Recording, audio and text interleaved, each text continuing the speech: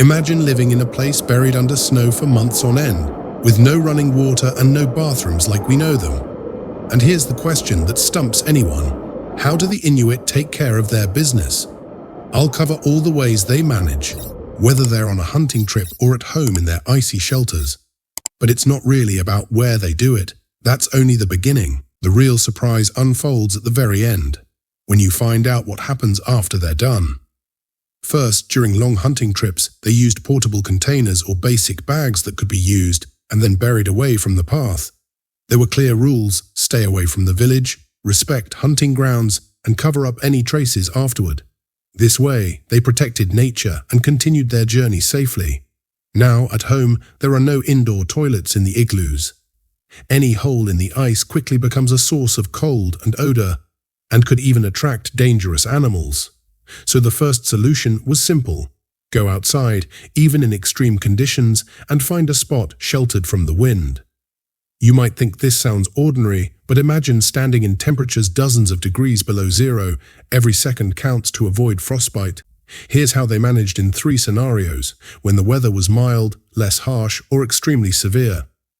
When the weather was mild, they'd dig a small hole in the snow a short distance from their home and cover it with snow afterward, as if nothing had happened. Sometimes all they had was a rock to sit on, a natural seat protecting them from the freezing snow.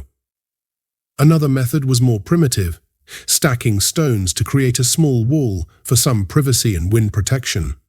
The hole would then be covered with snow or buried. In less harsh seasons, they built temporary wooden cabins outdoors to do their business. The principle was the same: a simple outdoor structure, usually made of wood, that offered some protection from wind and snow. Inside, there was still a hole in the ground or in the snow, covered afterward.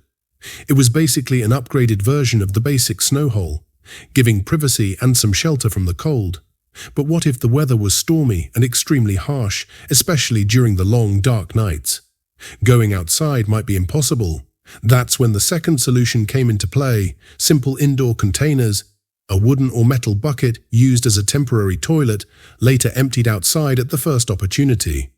And here's the real surprise. After finishing, they didn't have water or toilet paper. Instead, they used clean snow to clean themselves. Sometimes they used moss or soft plants. Imagine using hard, icy snow instead of warm water. But it worked. The snow absorbed moisture and even helped sanitize before it melted.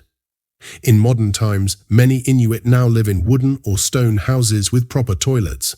But in remote areas, some still rely on the old ways: snow, holes, and simple containers. Thank you so much to everyone who stayed with me until the end. Would you dare to live a single day this way? Share your thoughts in the comments, and don't forget to like, subscribe, and hit the bell. See you in the next video.